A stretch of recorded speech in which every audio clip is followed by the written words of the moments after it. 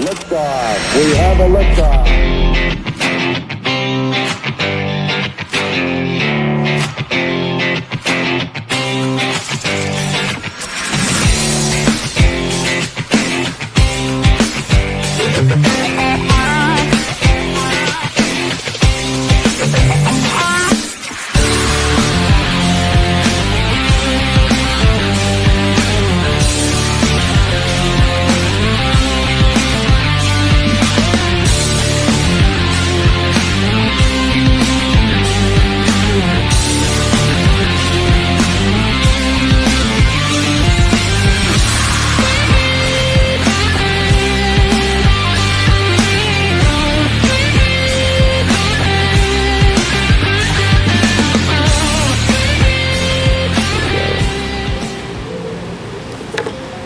Hi guys, and welcome back into the show. I'm Douglas Bruce, along with my co-host and wingman extraordinaire, Big Mike Fisher. Big Mike, how the hell are you, buddy? Doing great, man. How about yourself?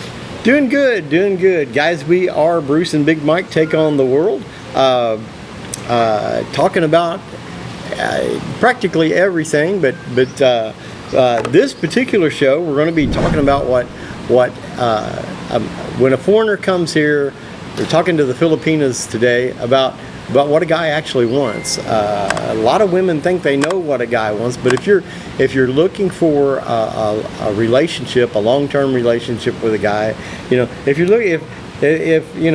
it's just a booty call or you're wanting to hustle him for a little money, that's one thing. That's not what this one's about. This one's actually, but we will talk about those things. Get a guy that keep him.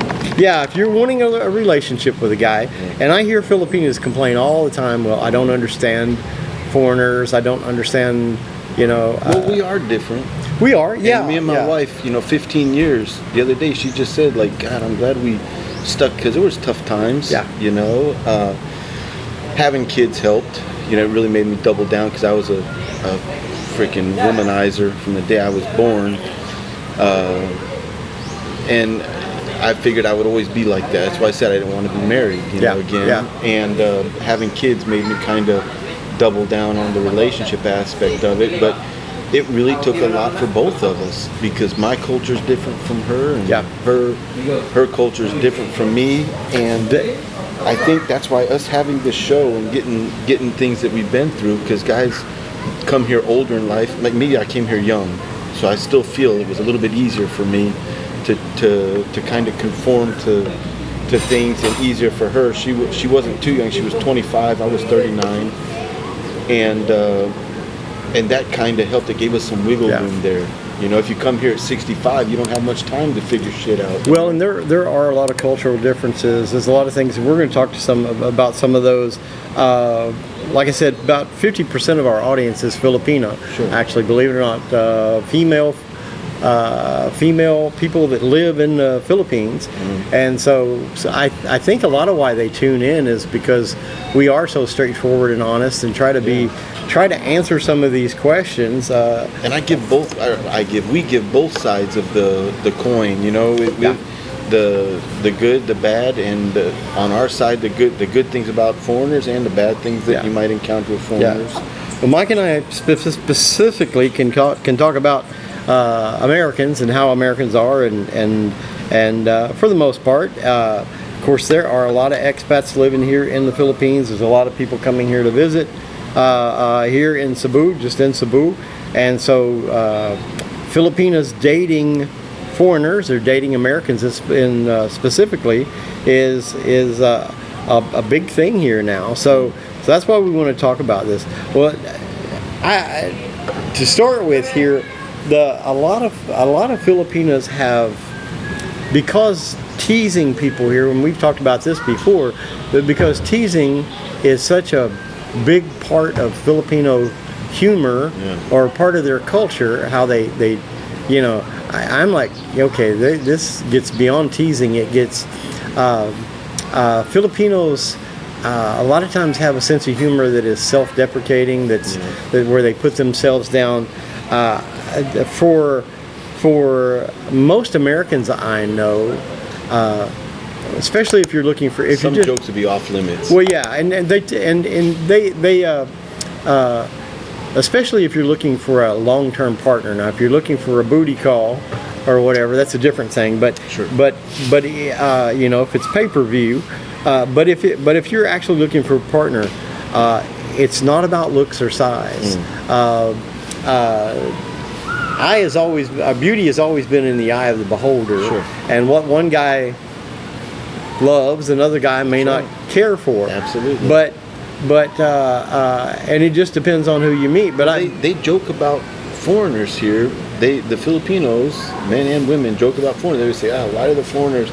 Because what they think is ugly is different from what, and Yeah. they're ruthless. Yeah. You know what I mean? When Yeah. I say they'll use the term ugly. What they think is things that we find, like they say, why do the foreigners always like the exotic beauties? And I think that sounds good, like exotic beauty. But to Sure. them, exotic beauty means something different. Yeah. It means like something from the jungle type thing, like an exotic creature that's not considered nice. But for us, exotic beauty means exotic beauty. it's for us, it's the Tropicana girl from the Hawaii, That's right. you know, photo shoots when we grew up as a kid. That was an exotic beauty. Yeah, so I think that you're right. It's not always about the looks. It's not about skin color. Yeah, that's one, you know, and of course, you know, in the beginning when I was with April, she was doing the whole white skin thing. Today, while we're filming this show, she's over here laying out in the sun, smothered in tanning lotion. And good luck finding tanning oil here that doesn't have any SPF in it. You know, she's out here getting dark. A lot of the women that are coming here that are with foreign guys are super dark skinned. They're starting to realize that you know, of course, Filipino men and Filipino culture like white skin and what they consider what a lot of men consider beautiful here. I'm like, no, that looks like an 11-year-old boy. I remember skinny and years ago pale. we were in Leyte.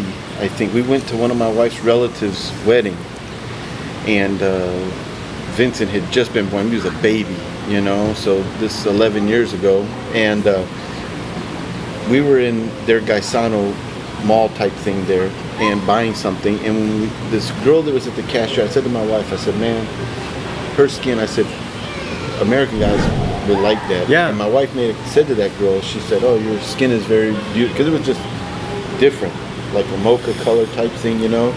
And all the girls there started laughing and said, she's the ugly one of all of us, you know, being that ruthless joking, you know. And we were like, no way. I said, man, and I said, no American will ever care how dark your armpits are, because here they use that underarm whitening. Keely cream. Yeah. Make your underarms white, you know. And if an American is looking at your underarms, he's in the wrong area. Well, yeah. Well, even the private parts, they put this, you know, whitener on their skin, and I'm like,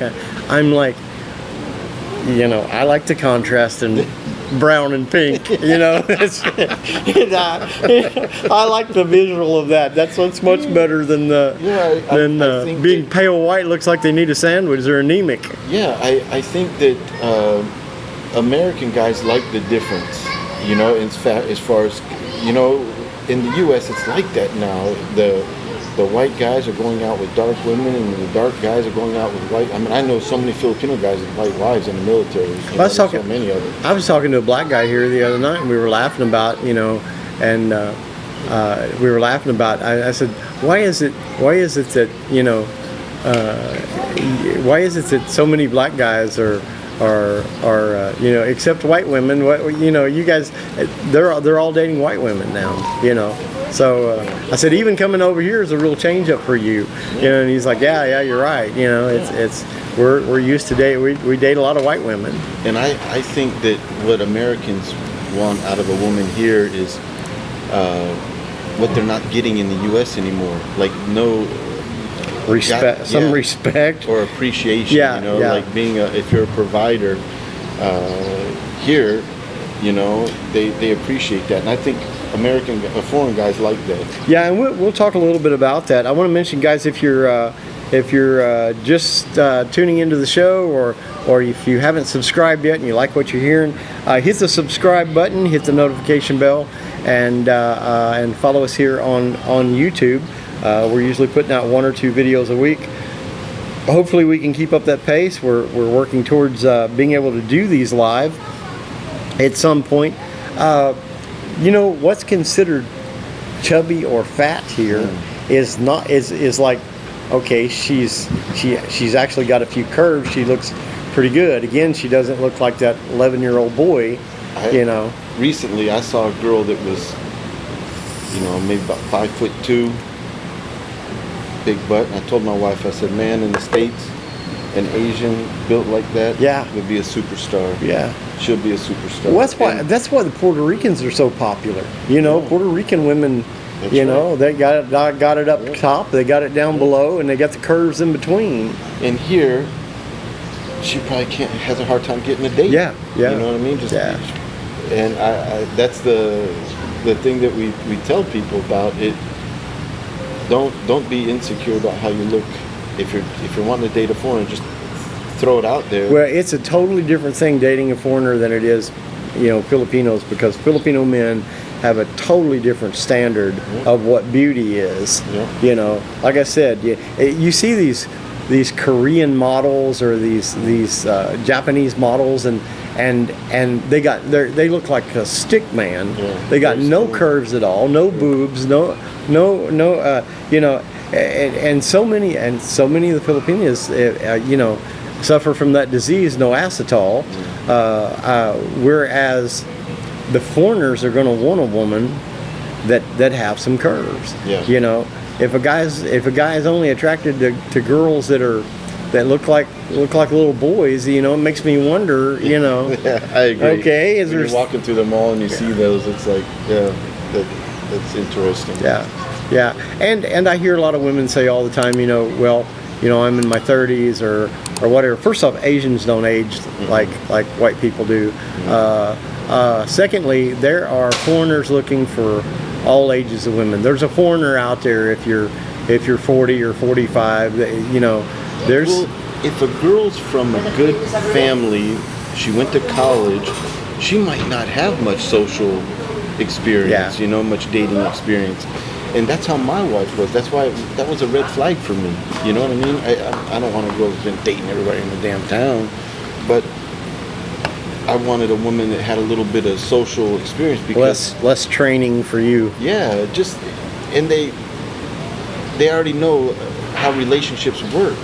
But our dating is so different than their dating here. Yeah. Because in the U.S. we start dating, you know, 16. I mean, we have a girlfriend that we're going out with and whatever, you know, so you start to practice that. As soon as you get a car, as soon as you get a driver's license, you can borrow dad's car. Absolutely. You start going on dates. Whereas here, they don't have much practice at that. So I think the normals that guys would expect here is a girl that can cook good, of course, because but my wife didn't know how to cook. The first time I came here, I cooked for 2 weeks. Because I was showing off my skills, you know, like, hey, I'm trying, but I didn't realize that we don't have to try so hard to win the woman here, you know, showing all my pet tricks. But when I came back, you know, 3 months later, they had taught her to cook. You know, Ferlina had taught her how to cook while I was gone. Now my wife is a great cook. Yeah. One of the things, ladies, that you're going to want to be able to do, and it's high on the list. Filipinos tend to be shy, or at least shy around foreign men. You're going to have to learn how to talk. You're going to have to learn how to communicate. It's not your English skills.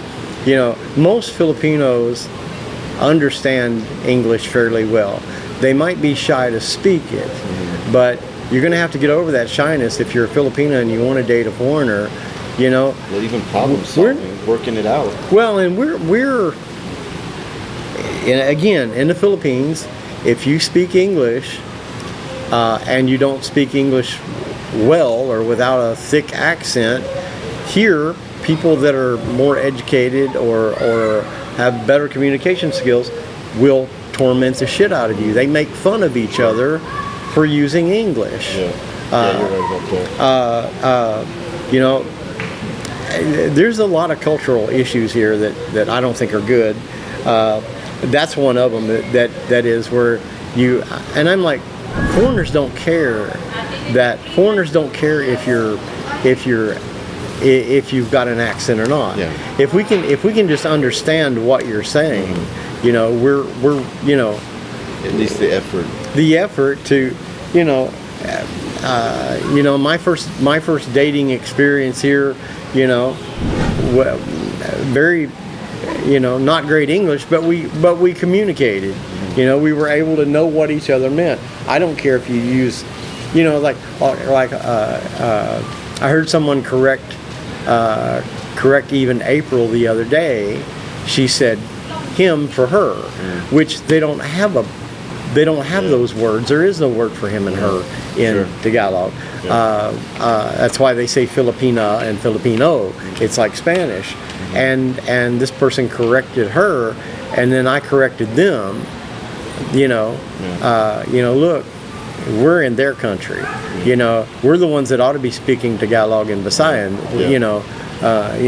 Don't bust her, her over the fact that she once in a while slips up and says him instead of her. Sure. You know, but people here can be brutal over language. Well, I think that the part of language, the communication part, is the toughest part here, and I don't even mean the ability to speak English. I think the rules of communication here, because whenever me and my wife would, let's say, have an argument, she would just not talk. Yeah. And that's a tough one. Yeah, April's that way. Was that way. Yep. You know, the silent treatment. I'm like, no, I don't do the silent That treatment. was a tough nut to crack there, because she was like, I just don't want to argue, and I'm like, this is an argument. Yeah, but I don't want to go 3 days getting over a 5-minute argument. Yeah, that's right. You know, I ain't got. You know, I'm old and had 5 heart attacks. I may not have 3 days. Not a mind reader. You can't be that passive aggressive. No bullshit. And it took a minute, you know. But I tell you, if you get past all that stuff, that's where it really. That's where it really starts to groove, you know, and I think that's what I was saying. I found that groove, because that communication gap. It's just our cultural norms, the way we do things in a relationship, is things. They have a late start in it because they don't have relationships like that, like we did, starting at 16. You know. Well, and April often tells me that they're not allowed to talk back. They're not allowed to express their opinion back to their parents. That's right. And so, when they're with a foreigner, and you know, especially if he's older, then they don't feel like they have a voice. Let me tell you, ladies, you do have a voice. Sure. You do need to. Need to learn how to. That's a good aspect of that. You're right. That's another thing that they're not gonna do just because that's how they're not used to that. So I think that's the communication practice. You know, with us. Not being shy and being able to get into that, because otherwise it's just and you gotta be honest with us and tell us what you really want. Most men want to know what a woman wants, so that they can at least have the opportunity to please her with and it. as an American, we're fixers. Yeah, we exactly. Fix it. We don't want you to be moody or in a bad. What's the problem? Can we fix this? You know, don't just mope around. I always laugh at that terminology, thick-faced. You know, they say, "Oh, I'm thick-faced." You know, when they ask you for anything, you know, they have no shame. Basically, is what it means. But not being shy and being able to honestly say, you know, it's like sometimes I'm like, okay, you're trying to figure out what it is that I want, so that you can position yourself in the right position. You know. As an American, I want you to tell me what it is that you want, and then we'll evaluate and we'll meet somewhere in the middle. Let's just skip all the BS and get right to what we want. Exactly. So ladies, learn to communicate. I'm not, like Big Mike said, not talking about just speaking English, but being able to actually voice your real opinion, what you really want. We don't want to hear what you think we want to hear. We want to hear what you actually want, what your feelings really are on it. And you can have a difference of opinion, and still it's not a deal breaker with dating, because you like this and we like that, and you want to go here. Sure. You know, guess what? This time we'll go where you want to go. Next time we'll go where we want to go. I remember one time, one of our big the one that I remember. It wasn't big, but it was just something at a certain point. And this made me change my game, how I handle things with my wife. She said, "My nails are a mess, and I hate asking you for money." And I was like, "Asking me for money? Why would you ask me for Yeah, money? I said it's your money too. Yeah. When I told you I didn't want you to work because you're a school teacher. I want you to be home with me. Then this is yours too." She's like, "But I don't like to ask you for it. It feels like I'm asking you for things." And that was a big milestone for us because that's good. She's communicating. This is where we need to be. And I was like, "Oh, great. This is how it is." I said, "Okay, at the beginning of the month, I'll just give you money, a certain amount that I don't have to worry about that, and we don't have to worry about this stuff, And that really opened up the floodgates for us to where we were able to communicate. Yeah. April's done the same thing, and she has said, and I've had a hard time. It's better now, but getting her past the fact that you stay home, you take care of me full time. I don't want you to work. I need her, at least to be nearby every day with whatever we're doing, and so. I've had it took a while to get her to the point where she understood this is our money. The money that we make is our money. Sure. But she'll still always let me know, "Babe, I was planning on getting my nails done, tomorrow. Yeah. Is it okay?" And I'm like, "Yeah, sure, no problem." Yeah. She always informs me that that's what she wants to do. And so I have an opportunity to object or say, "Hey, could you wait till next week, or could you wait till whatever?" Sure. So I call it her maintenance. Yep. I would say, "Here's for your maintenance, babe." Yeah, and she loves it. And she likes it. Me personally, I want my girlfriend to have nice nails. I want my girlfriend to have nice hair. I want her to have the skin products she likes, and That's right. because it just it looks good on me. Yeah. It's a good reflection that I've got a good-looking woman, and I take care of her. Yeah, and it's like you like them to feel safe in the relationship and secure and have everything that they want. Yeah, I agree. And I think that's what women need to know about a foreigner too. They should never have to ask for money. If the guy's good, he'll just offer. He'll be taking care of you. If you got a decent guy, he'll be taking care of you. And even her friends are like, saying, "Oh, you have such great skin," and they'll ask her, "What are you using?" And they're like, "Oh, that's so expensive," and she's like, "Yeah, but that's what he wants me to have," Silky smooth. Yep, and I tell her, get what works. Quit looking at the price and get what actually works. To buy something cheap and then it doesn't hardly work. I mean, you just wasted. Sure. I don't like junk anyway. I don't like buying cheap junk. I like quality stuff because you only have to buy it once. It actually works. Guys, we're talking about. Or I should say ladies, because we're addressing, now if you're a guy and you're watching this is probably good advice for you too. That's right. But since a lot of our audience is Filipino, we're talking to the Filipinos today about what guys actually want. Coming from the American foreigner perspective, what it is that we actually want out of a relationship with a lady. Things we're looking, Big Mike, priority. We want a partner that puts us first before family. If you're in a long-term relationship with someone, more than a few months, and you're serious about this person, in my opinion, you're going to have to, at some point, start putting the partnership first before your family. I learned that in the first relationship here. That's why when I said I would come here to see Pauline, I told her, I said, "Look, go find us a house, but away from your family." And she did, 13 kilometers away. At least in the beginning. Yeah. Because you really got to get to now we live closer to her family because I recognize the importance of family in the Philippines and the need for it. And that'll grow on you, and That's and, right. and the needle will move back more to the middle. That's right. At some point. But in the beginning, he needs to see your loyalties lie with him, That's that you've right. got his back. That's right. And not just using him for That's right. financing your Absolutely. family. Yeah, absolutely. And And when I first got here, and you're trying to navigate the cultural norms here, I think that focused on you is what it needs to be. Yeah. You know, trying to help you navigate this stuff. Focus on each other, because there's a lot here that he's going to need help navigating. For I me, mean, absolutely. The big one was I was used to getting paid twice a month in the military. And when I got here, my pension was smaller than my pay in the military, of course.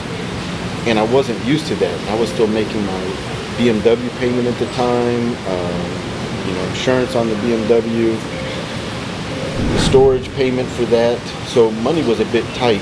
And I tell you, that was good. It was good for us to go through that in the beginning, because it really kind of showed me that she's really not all about the money, because money was tight for us in the beginning. Corned beef. Like, oh, this is the best corned beef I ever ate. Is that a Ritz? Yeah. And so I think that living away from the family and us having to do it together, it kind of made our bond really good then. Yeah. So that made it good for the tough times. We can always look back and say, hey, we made it through that. I can remember my dad's advice on marriage was and my dad was kind of an Andy Griffith type. He had a way of giving you advice without being too over the top, and he never gave advice to anyone that was not solicited. He wouldn't tell you, well, this is what you ought to do. He wasn't that kind of guy at all. But his advice on marriage is, and I remember him telling me when I first got married to Desmond's mom, he said, don't take this the wrong way, but the best thing you can do for you and your new bride is to move as far away from both sets of parents as physically possible. Yeah. Get as far away for at least the first 6 months or a year, because he said when she says something bad about you, it's going to take your mom and I a lot more time to get over it than it would. She said when you and her get into a fight and she goes home and tells her mom and dad what happened, they're forever going to think you're an asshole. They're not going to get over it. Yep. And he said, so the best thing you can do is get as far away from both sets of parents as physically possible for at least the first 6 months or a year. I think that's sound advice. I mean, my dad wasn't the advice type of guy. My dad be like, man, look at the ass on that one. I mean, that's how my dad was. I mean, he's just a womanizer. Well, Dad was a womanizer too, but he had good. But he was Andy Griffith, the womanizer version. I mean,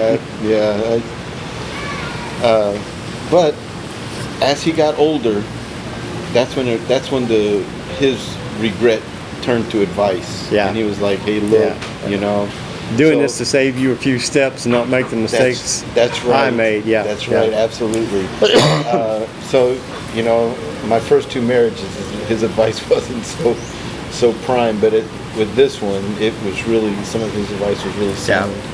Yeah. Well, Dad had done a lot of it. I was the youngest of all the children. I was actually 9 and 10 years.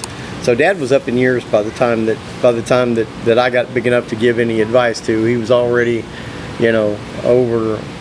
I guess he was over 50 at that point, and he had slowed down, and most of his he already had 3 sons, and then at least 2 other sons that I met one and then knew about the other one. So he'd done his, but he would tell you, hey, I made this mistake, and I'm not telling you not to do this. You're gonna have to figure it out on your own. But here's a quick course on how not to fuck this up. See, my dad had me when he was 17. My parents were 16 and 17 when they got married, so I grew up with them. Yeah.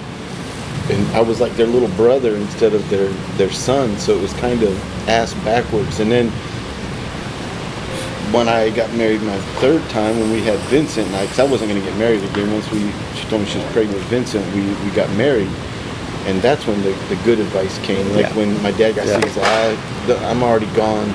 Don't waste time spending money. Come back here, just stay there, keep your family tight. And that's right, because he knows, man, out of sight, out of mind.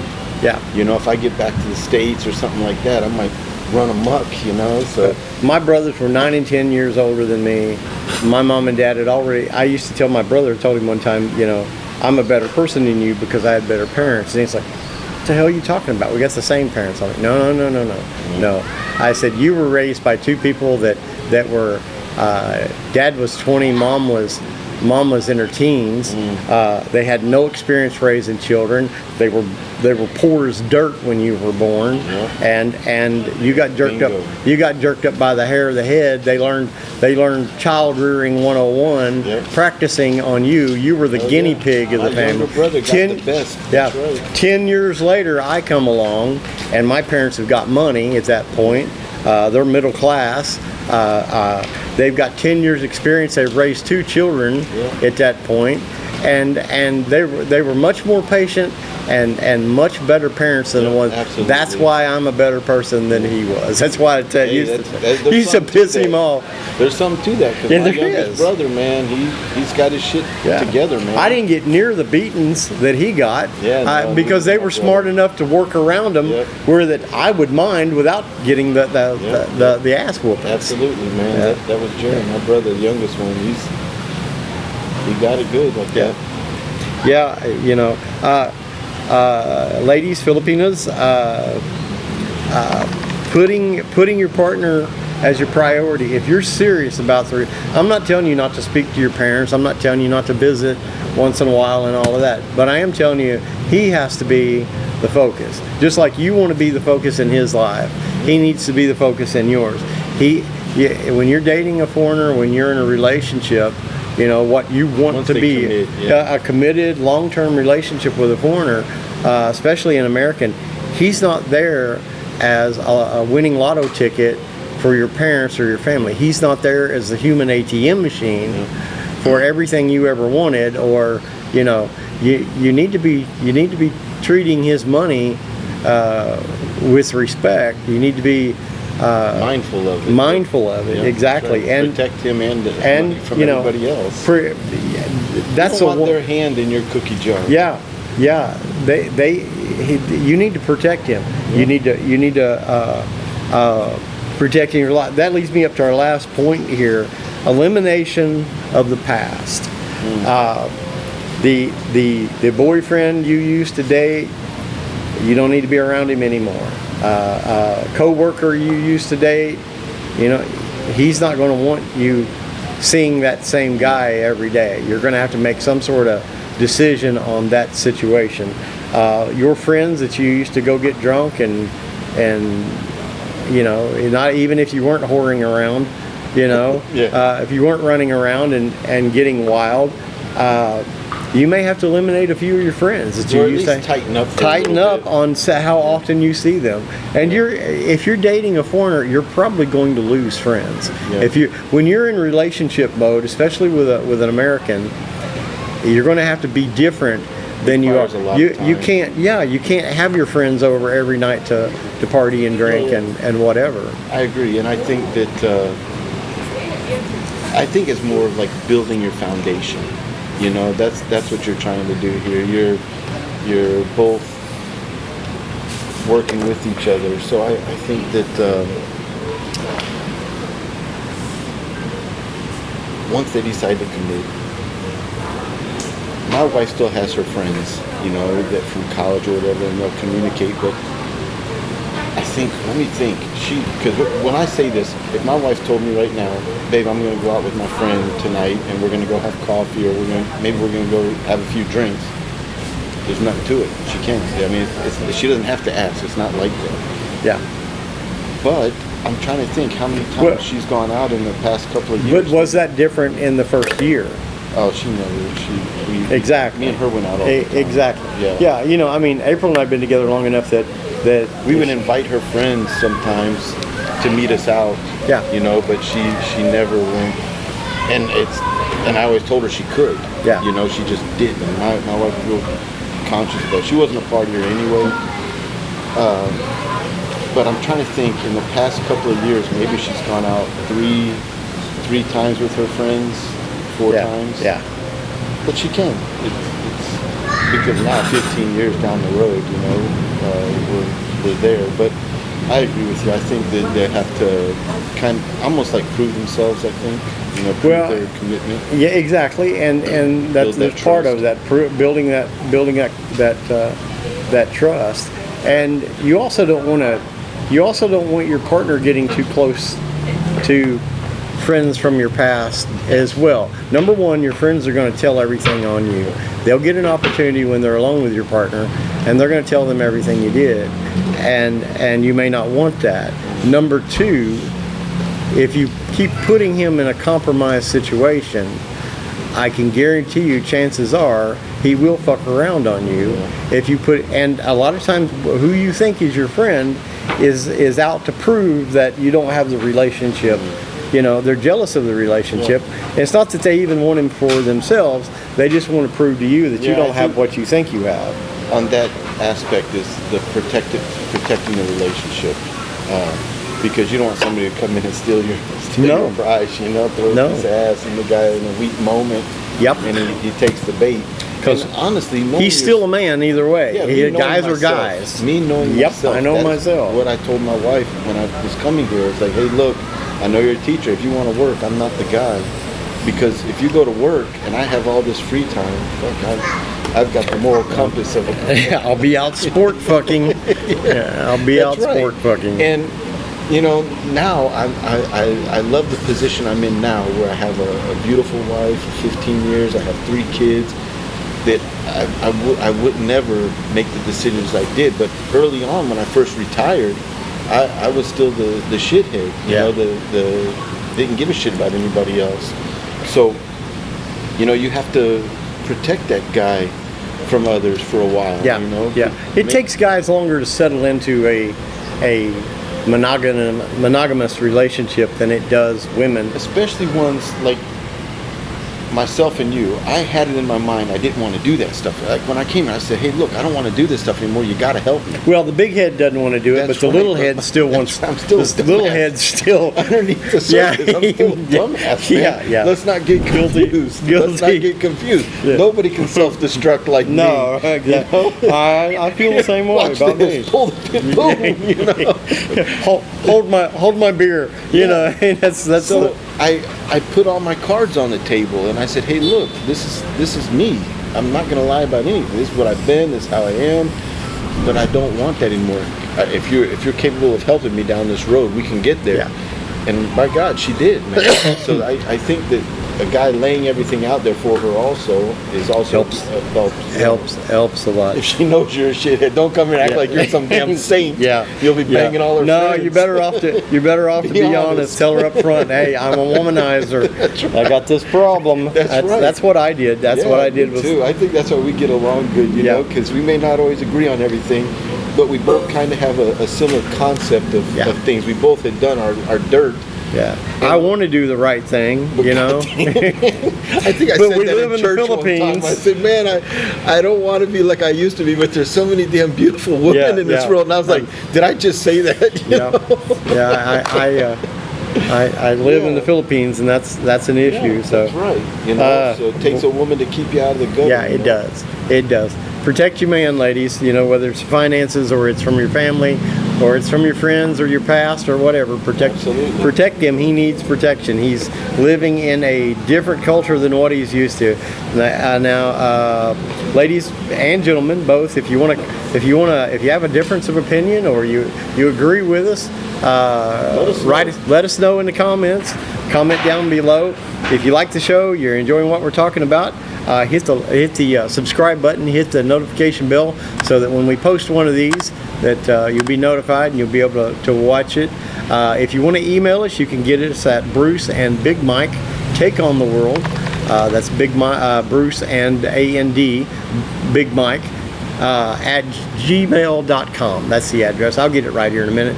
I keep giving the show name. I'm glad you we've only been doing this. That's your part. We've only been doing this for 2 months. I don't have to say anything other. You got to take care of all that. We did a show to let the audience know. We did a show together for 5 years, And once you set those patterns of, Yeah. it's hard to break. Every time we do an opening, I'm like, "Welcome into Topspur," Wrong. it's in my head. I have to write it down. I have to write the show name down so that I don't, even though we've been doing it a couple of months now. But the reason we 5 want years these is- comments is because we're rolling with this too. Sure. We're just on the fly here right now, and We want to know what you guys think. Yeah, we have big opinions on things, and we just like to talk and share our opinions and get feedback. So whatever people want to, we need that feedback. Yep. So let us hear your opinion in the comment section, or if you got a show idea or something you want us to talk about, send us an email, bruceandbigmike@gmail.com. Finally got it right. Guys, that's it for this time. Big Mike, let you have the final word, buddy. It's that time. All right, guys, we'll see you next week. Take care.